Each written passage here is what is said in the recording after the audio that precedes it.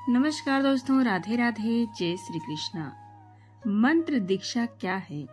क्या कारण है कि लोगों को मंत्र गुप्त रखने के लिए कहा जाता है? मंत्र दीक्षा का अर्थ है कि जब तुम समर्पण करते हो तो गुरु तुम में प्रवेश कर जाता है। वो तुम्हारे शरीर, मन, आत्मा में प्रविष्ट हो जाता है। गुरु तुम्हारे अंतस में जाकर तुम्हारे अनुकूल ध्वनि को खोज करेगा। वो तुम्हारा मंत्र होगा और जब तुम उसका उच्चारण करोगे तो तुम एक भिन्न आयाम में एक भिन्न व्यक्ति होगे। जब तक समर्पण नहीं होता, मंत्र नहीं दिया जा सकता। मंत्र देने का अर्थ है कि गुरु ने तुम में प्रवेश किया है। गुरु ने तुम्हारी गहरी लयबद्धता को, तुम्हारे प्राणों के संगीत को अनुभव किया है और फिर वो तुम्हें प्रतीक रूप में एक मंत्र देता है जो तुम्हारे अंतस के संगीत से मेल खाता हो। और जब तुम उस मंत्र का उच्चार करते हो तो तुम आंतरिक संगीत के जगत में प्रवेश कर जाते हो। तब आंतरिक लयबद्धता उपलब्ध होती है। मंत्र तो सिर्फ चाबी है और चाबी तब तक नहीं दी जा सकती जब तक ताले को न जान लिया जाए। मैं तुम्हें तभी चाबी दे सकता हूँ जब तुम्हारे ताले को समझ लूंगा। चाबी एक सार्थक है जब तक वो ताले को खोले। किसी भी चाबी से काम नहीं चलेगा।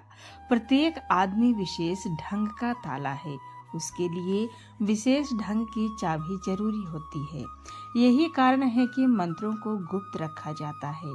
अगर तुम अपना मंत्र किसी और को बताते हो तो वो उसका प्रयोग कर सकता है। यही कारण है कि लोगों को अपने अपने मंत्र को गुप्त रखने चाहिए। उन्हें सार्वजनिक बनाना ठीक नहीं है। ये खतरनाक है। तुम दीक्षित हुए हो तो तुम जानते हो, तुम उसका मूल्य जानते हो। तुम उसे बांटते नहीं फिरते। ये दूसरों के लिए हानिकारक हो सकता है। ये तुम्हारे लिए भी हानिकारक हो सकता है। इसके कई कारण हैं। पहली बात कि तुम वचन तोड़ रहे हो और जैसे ही वचन टूटता है, गुरु के साथ तुम्हारा संपर्क टूट जाता है। फिर तुम गुरु के संपर्क में नहीं रहोगे। वचन पालन करने से ही सतत संपर्क कायम रहता है। दूसरी बात, दूसरों को बताने से, दूसरे के साथ आप उसके संबंध में बातचीत करने से मंत्र मन की सतह पर चला आता है और उसकी गहरी जड़ें टूट जाती हैं। तब मंत्र गपशप का हिस्सा बन जाता है। और तीसरा कारण है कि गुप्त रखने से मंत्र गहराता है। जितना गुप्त रखोगे उतना ही गहरे जाएगा। उसे गहरे में जाना ही होगा। मारपा के संबंध में खबर है कि जब उसके गुरु ने उसे गुहा मंत्र दिया तो उसके वचन ले लिया कि वो उसे बिल्कुल गुप्त रखेगा। उसे कहा गया कि तुम उसे किसी को भी नहीं बताओगे। फिर मारपा का गुरु उसके स्वप्न में प्रकट हुआ और उसने पूछा कि तुम्हारा मंत्र क्या है, और स्वप्न में भी मारपा ने वचन का पालन किया। उसे बताने से इनकार कर दिया और कहा जाता है कि इस भय से कि कहीं स्वप्न में गुरु फिर प्रकट हो या किसी को भेजे और वो इतनी नींद में हो कि गुप्त मंत्र को प्रकट कर दे और वचन टूट जाए। मारपा ने बिल्कुल सोना ही छोड़ दिया। वो सोता ही नहीं था।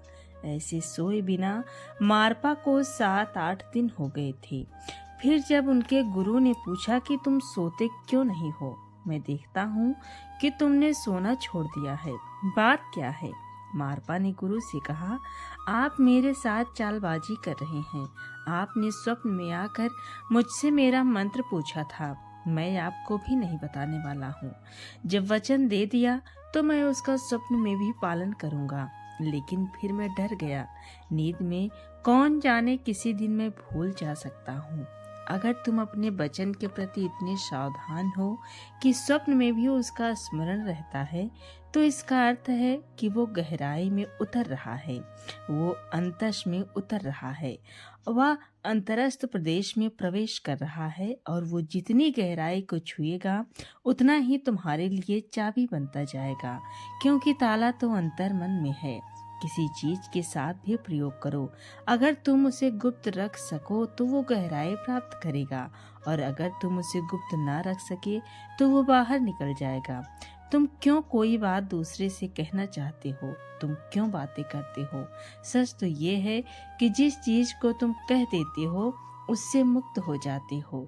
एक बार तुमने किसी से कह दिया, तुम्हारा उससे छुटकारा हो जाता, वो चीज बाहर निकल गई। मनोविश्लेषण का पूरा धंधा इसी पर खड़ा है। रोगी बोलता है और मनोविश्लेषक सुनता है। इससे रोगी को राहत मिलती है। वो अपनी समस्याओं के बारे में, अपने दुख के बारे में जितना ही बोलता है, वो उनसे उतनी ही छुट्टी पा लेता है। और इसके ठीक विपरीत घटित होता है जब तुम किसी चीज को छिपा कर रखते हो, गुप्त रखते हो। इसलिए तुम्हें कहा जाता है कि मंत्र को किसी से भी कभी मत कहो, तब वो गहरे से गहरे तल पर उतरता जाता है और किसी दिन ताले को खोल ही देता है। बोलिए ओम श्री गुरुदेवाय नमः।